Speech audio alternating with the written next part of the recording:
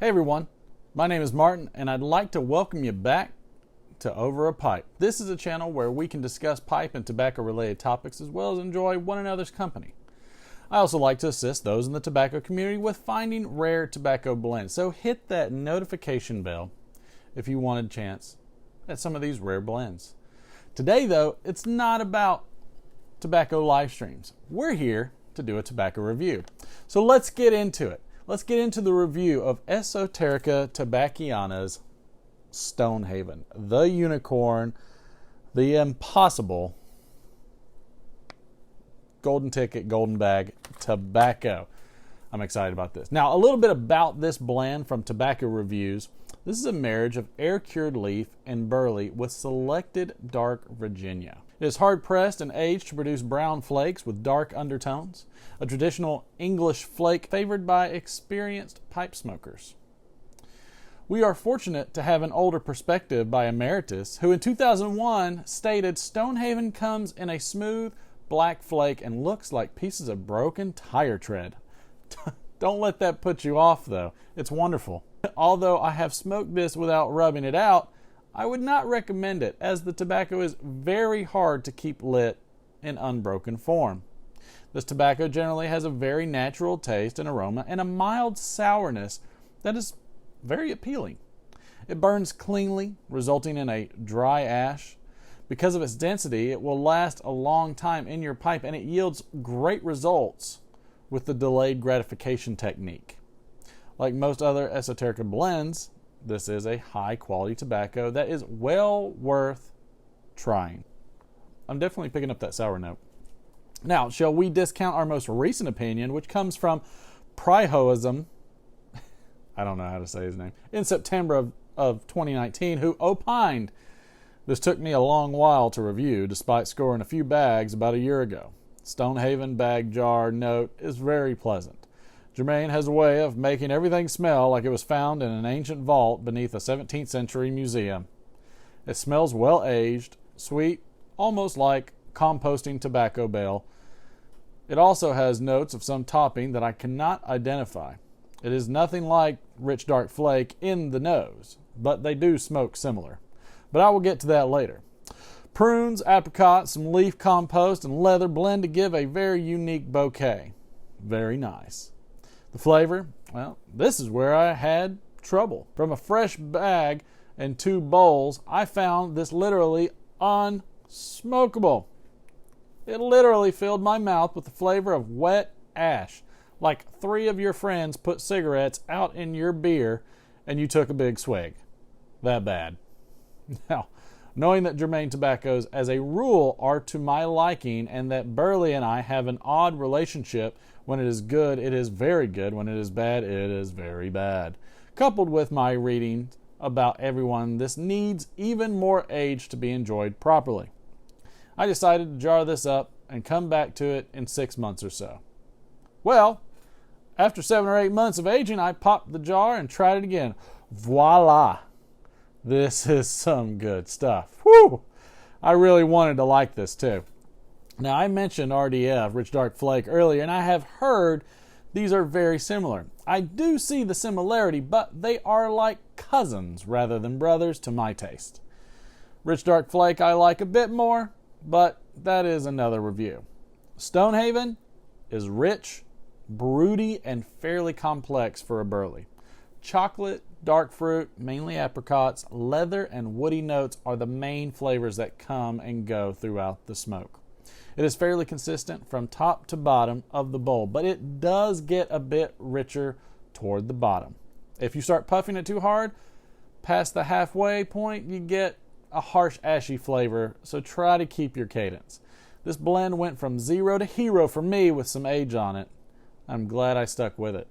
This is a truly great blend and worth the purchase when you can find it. And finally, how could we forget the enlightening conclusion of Jim Inks in 2013, who said, "You may prefer to dry it some. I like it with some moisture, as I feel it tends to lose some flavor when it's real dry. Dry or moist, you'll get a long-lasting smoke as it burns cool, clean, smooth, and slow. Fold and stuffed, cube cut, rubbed out. No matter how you prepare it, Stonehaven delivers a very consistent Weber taste with a rich but mild dark chocolate, deep dark fruit, a little grass, wood, and a bit of earth and molasses, and a light nuttiness with a little raisin. The Burleys are a little more obvious than the Virginias. Treacle, Treacle, is one of the toppings. I have occasionally noticed a slight inconsistency from bag to bag over the years, and sometimes in bags produced in the same year. An experienced smoker will be more sensitive to what complexity is here, as some flavors are subtle and may not appear in every puff or in every production. The strength is a step past the center of mild to medium, while the taste does reach the medium level. The nick hit is in the center of mild to medium. It's not going to bite or get harsh. If you leave it as moist as it is when you purchased it, you may have to stir up the bottom of the bowl a little, but generally it leaves a little moisture, but no dawdle. Requires some relights. I suggest packing the tobacco a little loose. Has a very pleasant aftertaste and room note. Can be an all-day smoke, but that might hit your wallet a little bit.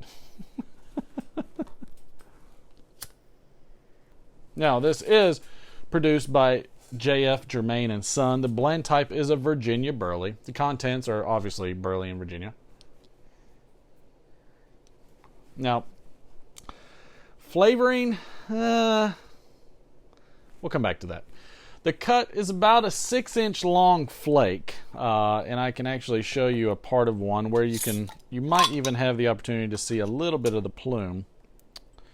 But this is an example of more of a broken down flake that I've already prepared. Right along this section is some plume, and I'm not sure if you're going to be able to pick it up, but this came right out of the bag, and I was pretty excited to see it, which tells me there's a bit of age on these already.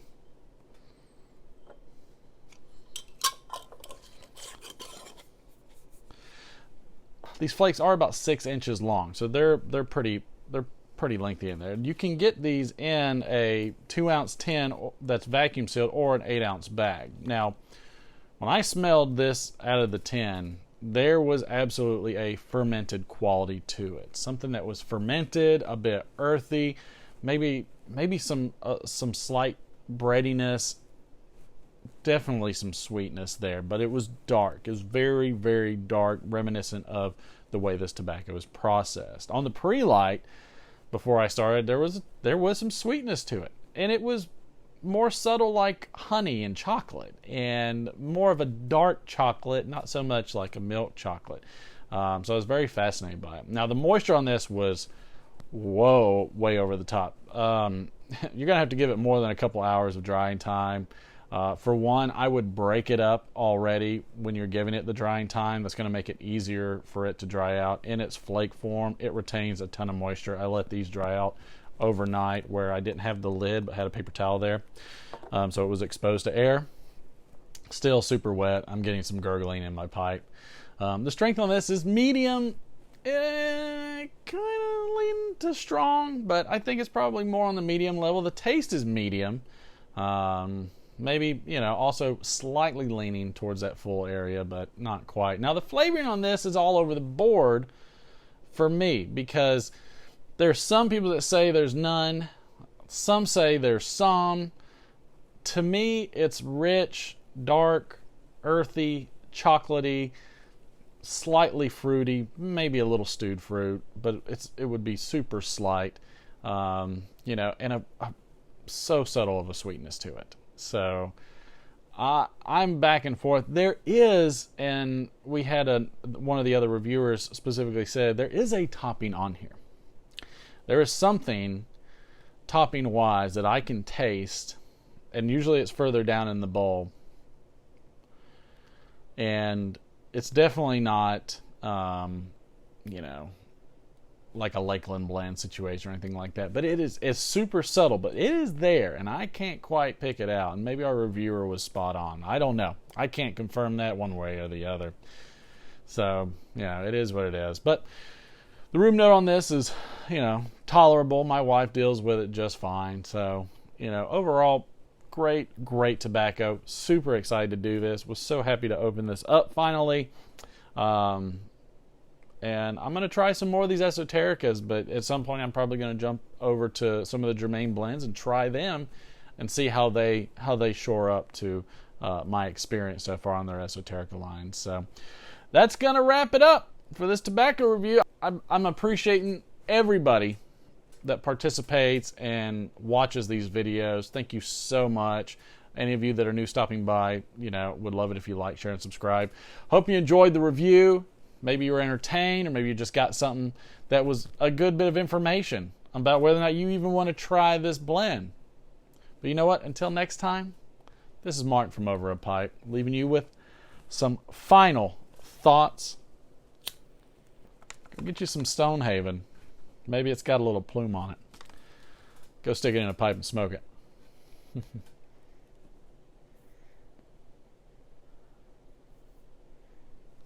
We'll see y'all later.